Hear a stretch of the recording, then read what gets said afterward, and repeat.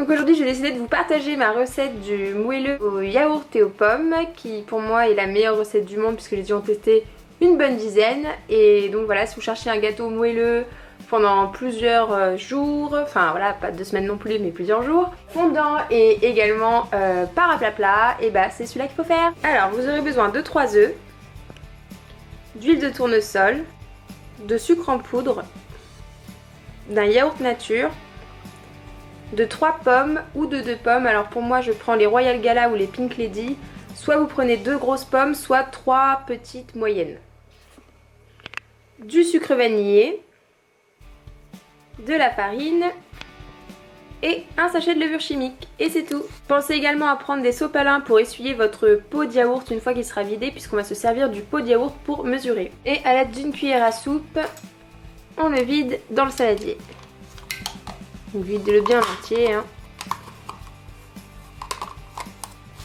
Et je viens nettoyer, comme ça la farine ne collera pas au pot de yaourt.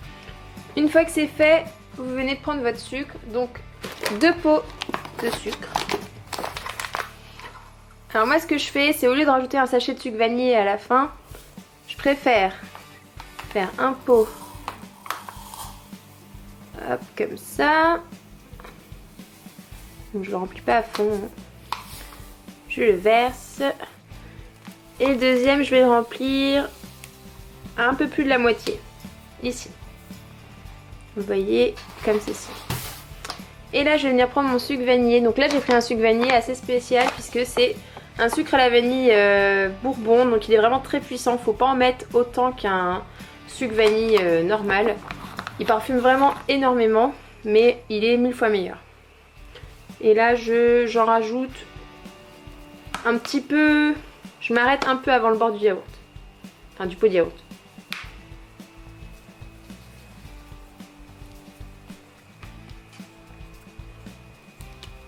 Voilà. Vous voyez, je mets pas jusqu'en haut parce qu'il est vraiment très puissant. Là, je prends mon fouet et je viens remuer.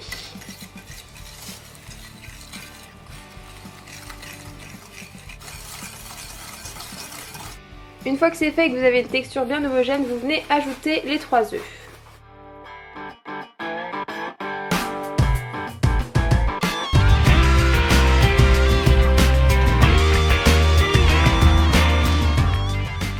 Une fois que c'est fait, on remue.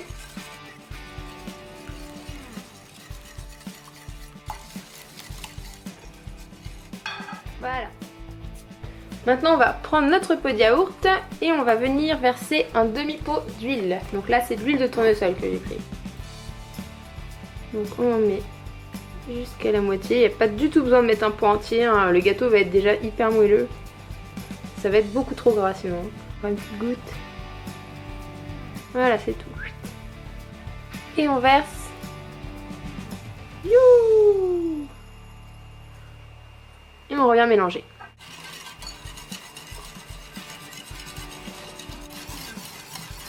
Voilà, donc ça c'est bien mélangé. Maintenant on va venir ajouter un sachet entier de levure chimique. Et rebelote, on remue.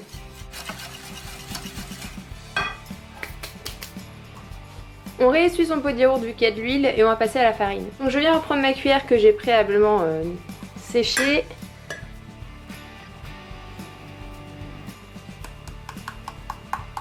Alors moi je les mélange pot par pot pour éviter que ça fasse des grumeaux.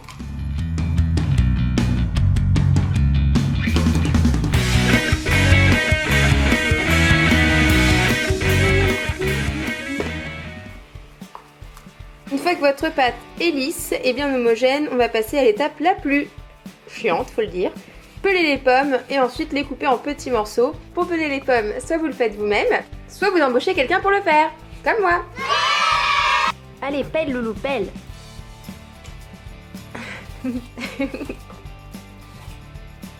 Une fois que vos pommes sont pelées, c'est parti pour les couper. Donc déjà, faut enlever le trognon. Donc si vous savez pas comment faire, moi personnellement je creuse aux 2 extrémités et après quand je coupe en 2 j'enlève le reste. Chacun sa méthode.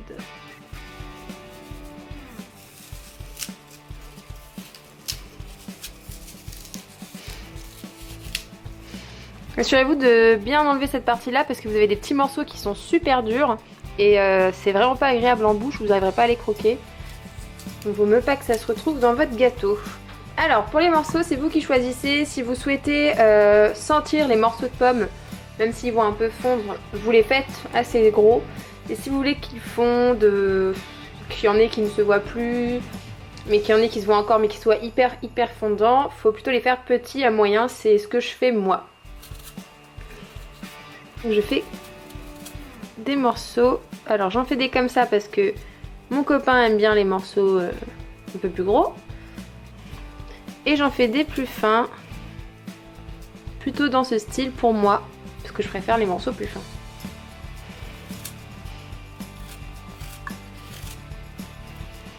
N'hésitez pas quand ça vous fait vraiment des bouts assez larges à revenir couper derrière.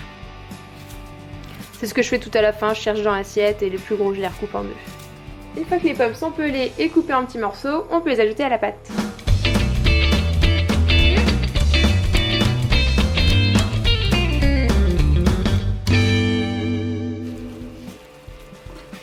Et on remet bien pour que tous les morceaux soient bien mélangés à la pâte. Une astuce que là j'ai totalement oublié de faire alors que normalement je le fais, mais là bon, avec la caméra et tout j'ai pas pensé. Pour être sûr que vos morceaux de pommes vont rester, enfin vont bien se mettre partout dans le gâteau et ne pas tomber au fond, ce qu'il faut faire c'est une fois que vous avez vos petits morceaux coupés dans une assiette, vous prenez une cuillère à soupe de farine, 2-3 cuillères à soupe en fonction de la dose de morceaux, et vous saupoudrez au-dessus, vous mélangez pour que la farine se répartisse partout autour des morceaux et vous mettez de la farine jusqu'à ce que à peu près tous les morceaux soient un petit peu farinés. Alors vous prenez votre moule et moi à l'aide d'une spatule en silicone je vais verser ça. Donc le moule il faut qu'il soit préalablement beurré, comme ça ça n'attachera pas à la sortie. J'insiste sur le beurre parce que l'huile ça marche aussi mais ça marche moins, vous avez quand même un peu de difficulté à enlever le gâteau alors que le beurre pas du tout. Hop, vous lissez votre gâteau.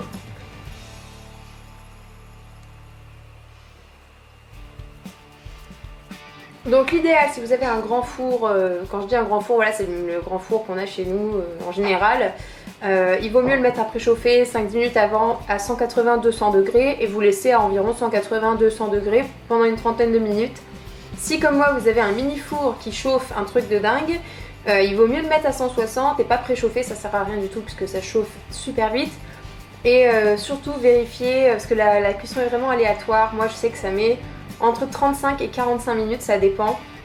Donc surtout mettez-le bien et au bout de 30 minutes de cuisson, vérifiez très régulièrement avec la pointe d'un couteau propre et sèche et vous le plantez au cœur du gâteau et si elle ressort nickel, c'est que le gâteau est cuit. S'il y a de la pâte dessus, c'est qu'il n'est pas cuit.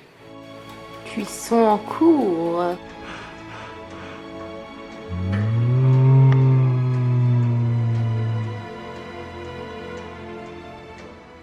Et voilà, le gâteau est prêt. Donc bon là il est tout chaud, hein. Je me suis fait une petite part comme ça, je vais la laisser refroidir et je la mangerai plus tard. Yeah. Donc je sais pas si vous voyez, les pommes sont vraiment partout, hein. Il y en a en haut, en bas, c'est vraiment bien réparti.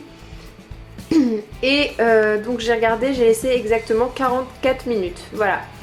Avec mon four c'est impossible de laisser moins, ni de laisser plus parce qu'après ça brûle, donc là c'est parfait.